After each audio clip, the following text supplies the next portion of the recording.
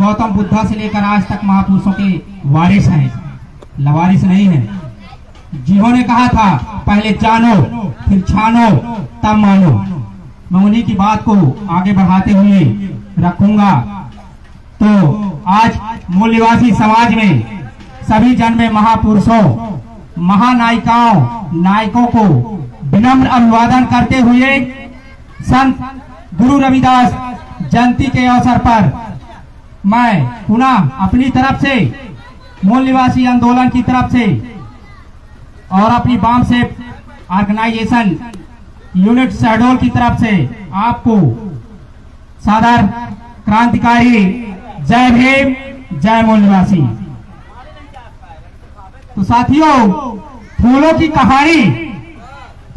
कहानी बहारों ने लिखी है, फूलों की कहानी बहारों ने लिखी है और रातों की कहानी सितारों ने लिखी है। हम नहीं हैं किसी के गुलाम, क्योंकि हमारी जिंदगी फूले, साहू, बिरसा, अंबेडकर और युग पुरुष संत रविदास महाराज जी ने लिखी है, महाराज जी ने लिखी है। साथियों, हम कुछ विषय पर भी डिबेट करते हैं, पर मैं विषय ऐसा रखेंगे, शैतानों ने, शैतान समझिए, जिन्होंने इंसान को इंसान नहीं समझा, वो शैतान है, सीधा समझिएगा। तो जो मूल्यवासी समाज में जितने संत महापुरुष जन्मे में, उनको उनके जो आंदोलन था, शैतानों, दुश्मनों, शैतान ब्राह्मणों ने भक्ति के आंदोलन में तब्दील कर दिया। साथियों, गर्व करने की, आपको समझने की बात है, नस्लीस करने की बात है, बुद्धिजीवी लोग बैठे हैं। मुक्ति की आंदोलन को भक्ति में तब्दील कर दिया। हमारे महापुरुष संत रविदास महाराज हमारी मुक्ति की आंदोलन उन्होंने चलाया है। साथियों, उनका एक दोहा है युग पुरुष रविदास का, रैदास ब्राह्मण मत पूजिए जो होवे गुणहीन। मतलब रैदास कह रहे हैं कि रैदास ब्राह्मण मत पूजिए जो होवे गुणहीन, पूजिए चरण चंडाल को जो होवे गुणहीन। माफ करिए, गुण प्रवीण। इसी को आपके, हमारे समाज के दुश्मन, जिसको हमारा समाज गाली को गले का हार बनाकर रामचरितमानस में उन्होंने कैसे लिख दिया है, पूज्य विप्र सकल गुणहीना, शूद्र न पूजे ज्ञान गुण प्रवीणा। यानी जो ब्राह्मण है वो कितना भी घटिया गलत काम करता है, वो शराब पीता हो, नशेड़ी हो, गंजेड़ी हो, कितना आम मानवीय व्यवहार करता हो, वो तब भी पूज्य है। और शूद्र कौन है? शूद्र ये सभी इकट्ठा हुए, सभी साथी हमारे जो ST, SC, OBC, minorities, converted जो लोग हैं, इनहेबिटेंट पीपुल लोग हैं, वो इंडिजिनस है, वो शूद्र है, वो पूज्य नहीं है। हमारे लोग doctor, engineer, professor, collector, IAS, IPS, यहाँ मंत्री और उपराष्ट्रपति तक बन जाते हैं। रामनाथ कोविंद को आपने देखा होगा, वो मंदिर में पूजा करने जाते हैं, उसको सीढ़ी में बैठा देते हैं, इंटर नहीं होने देते हैं और धक्का मार दिया जाता है। मुख्यमंत्री हमारे पूर्व यूपी के अखिलेश यादव जी ने, जब उनका शासनकाल गया तो योगी नाथ आया तो उनका मंत्री आवास को गंगा जल से धुलवाया। किससे? गंगा जल से धुलवाया। तो जिसमें हमें गाली दिया उसको हम गले का हार बनाकर, पहनकर उसको हम गा रहे हैं दिन रात। इस बात को आपको समझना होगा। और वही मनुस्मृति जो संविधान 1950 से जो लागू हुआ है, हम इंसान बने हैं लेकिन अभी इंसान नहीं बन पाए हैं। क्यों? आज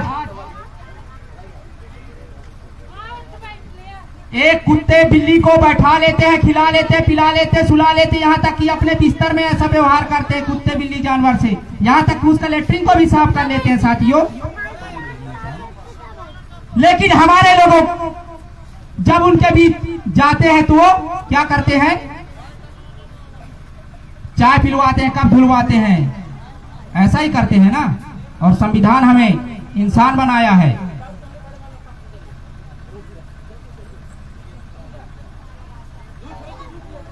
संविधान हमें इंसान बनाया, लेकिन शैतान हमें इंसान नहीं मान रहा है, क्योंकि हम गुलामी की जिंदगी जी रहे हैं। क्यों गुलाम है? अभी बहुत सारे लोगों के हाथ में धागा बांधा होगा, गुलामी का धागा। ये दो राजा बनी महाबला तेन तुम प्रतिबद्ध में नमो रक्षे माचल माचल वाला ना, जो कथा सुनते हैं। कथा क्यों सुनते हैं? अपनी व्यथा दूर होने के लिए।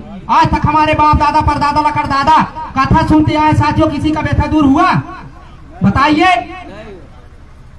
नहीं हुआ है ना? नहीं हुआ है। क्यों? क्योंकि ये कास्ट है, मतलब जाति है। ये जाति कभी जाति नहीं है, तो कास्ट है, इसीलिए कष्ट है। और हम जाति के पीछे दौड़ेंगे, माफ करिएगा, हम जाति के पीछे दौड़ेंगे तो हमारा समाज नष्ट है। तो बाबा साहब 6743 जातियों को 3 वर्ग में SC ST OBC में किया, एक किया, संविधान में संवैधानिक नाम दिया, इकट्ठा किया। और उसके पहले राष्ट्रपिता ज्योतिबा फुले ने हमें मूल निवासी पहचान दिया, सूत्रति सूद वर्सेज मूल निवासी। तो मैं जाति की बात कर रहा था, क्योंकि हमारे पुरखों ने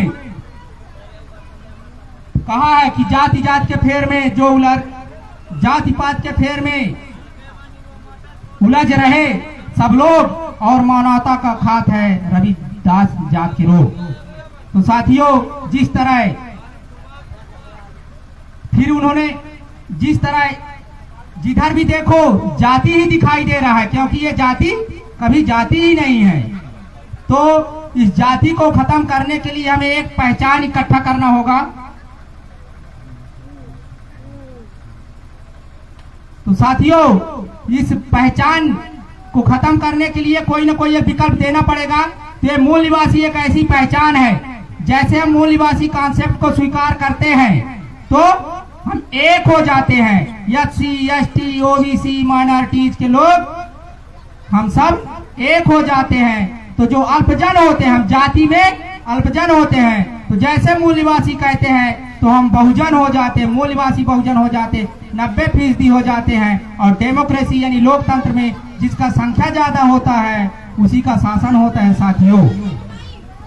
तो साथियों, ये जाति ही ऐसा है जो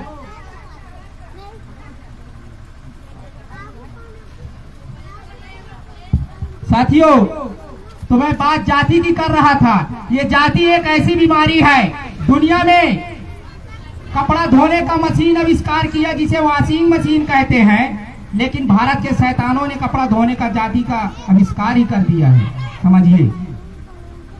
तो हमें समझना होगा कि आज हम 29 लाख संगठनों में बांटे हुए हैं, बांटे गए लोग नहीं है, अपने से बांटे हुए हैं। और 4 लोग एक्टिव संगठन है, सक्रिय संगठन है। 4 लाख जितना संगठन हमारे लोगों के पास है, उतना संगठन दुश्मन के पास नहीं है। तो दुश्मन ने हमें 6743 जाति में तोड़ा है। आज हम अपने आप में 4 लाख संगठनों में हम बटे हुए लोग हैं। तो हमें जातीय संगठन जितने भी चल रहे हैं वो दुश्मन को मजबूत करते हैं साथियों, और अपने महापुरुषों की विचारधारा के खिलाफ है। क्योंकि हमारे महापुरुष एक जाति के लिए आंदोलन नहीं चलाया है, वो सभी मानव समाज के लिए चलाया है आंदोलन। तो हमारे लोग जाति को ही समाज मान बैठे हैं, अहिरवार समाज।